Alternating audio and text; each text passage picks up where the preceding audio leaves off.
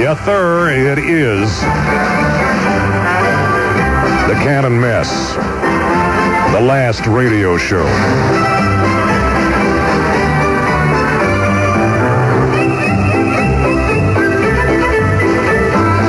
I've been thinking of some titles here. Cannon Mess Redux. What do you think, Lash? No. How about the Moribund Mess, Ma? Well, that sings. The Last Rites on a Cannon Mess. We'll think about it.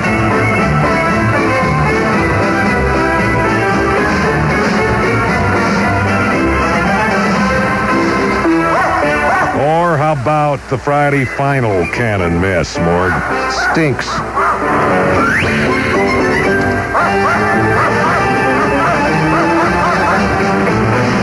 We're going to play this baby all the way through for you today for the last time. It's the Evelyn City Band, What Do You Mean You Lost Your Dog? Or, translated from the Romanian, Moja Decla.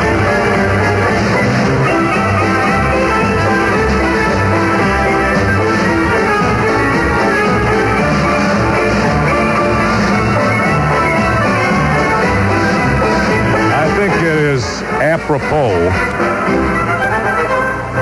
And I heard you talking with Sid Hartman on my show at the Dome yesterday. He was kidding you about being too heavy. I think he's really out of line on that. Yeah? I pointed out to him that he was bursting. His pants were bursting with his midriff hanging out there. And his fly was down, too. Yeah.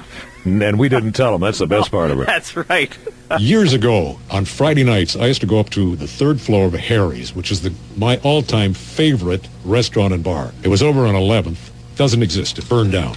We'd go up to that. It was an old speakeasy years ago, and a bunch of us would go up, and we'd play Liar's Dice for drinks, and then also we'd do sports trivia, and we'd always load the deck against Dave, and then you had to buy a round. He's such a sweet guy, so gullible, you know. Morgan gets on my show and he says, Calvin, Griffith, listen to me. Open up your pocketbook, let the moths out, make the trade, or just buy Gaylord for money. Signing off, Morgan Mundane. Now I come to the game. Our booth for the radio guys who weren't working the game next to Calvin's. He sees me. He's sitting in there with Joe Cronin, president of the American League, his entourage, and he's waving at me, get in here. So I come in. He said, I heard that Morgan Mundane. He said, he had that kind of southern accent. He said, and you tell that Morgan that I'm not hiring Gaylord Perry. I'm not buying him because he's washed up. So now I'm leaving. I said, I'll tell Morgan. It was an air door that closes slowly. Right. Joe Cronin says, who was that? Morgan says, that was Steve Cannon. What does he do? He's a radio guy, really good guy. But that partner of his, Morgan Mundane, is a real jerk. Morg, did you eat down there last night in Carl Polad's media room? I did not, but I understand they've improved the food. I couldn't believe it. It's the same food that was served in Carl Polad's private dining room last season. So they've got those cooks cooking it.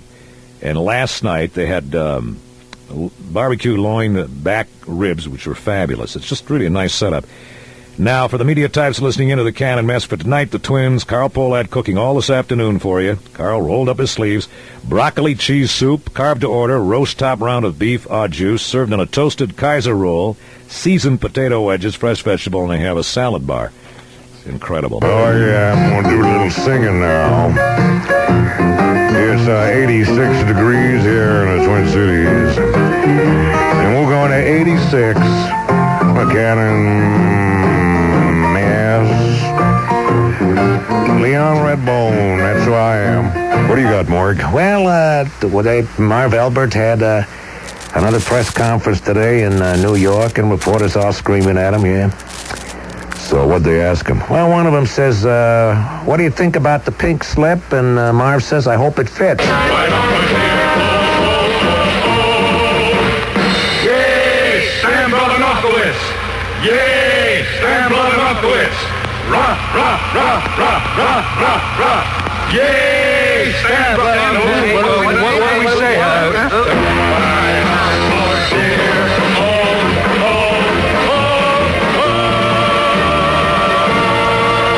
always got a crick in the knee, a frog in the throat, a tear in the eye when I hear America's greatest college fight song as performed by the Evelyn City Band with genial Emil Stern wielding the baton. Linger, looking gorgeous. I love that leather skirt. And you're wearing high heels today, dark nylons, a cute little silk blouse. What's the occasion, my dear? My boyfriend is taking me to the Timberwolves game tonight. He's a close personal friend of Pooh Richardson. It would be good to see Pooh Richardson. Where's your boyfriend sit?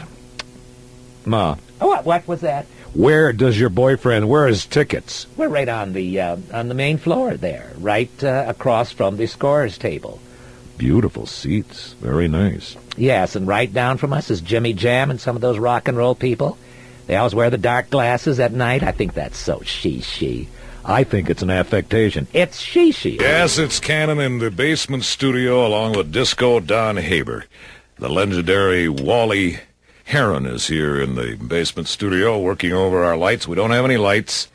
I went to turn on the light, which hangs from the ceiling on a little cord.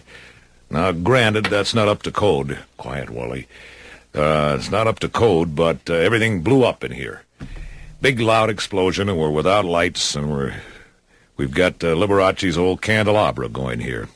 This is the silliest thing I've ever seen, this candelabra here. It's got all that wax all over it and everything. What's from the candles? Pretty soon Liberace will be in here combing my hair. No. He won't be doing that at all. All right.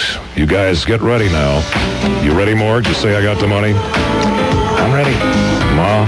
I think I'm going to cry. You got to say I got the money, and I want you to do it in unison now. Backlash. Oh, I'm ready, dear fellow. And I, too, am going to miss you. All right. Let's say it now. I got the money. That wasn't bad. Well, fairly well. I'll see you sometime, maybe on the television, maybe on the radio. I got the memories.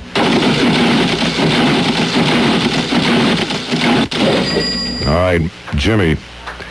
Yes, sir.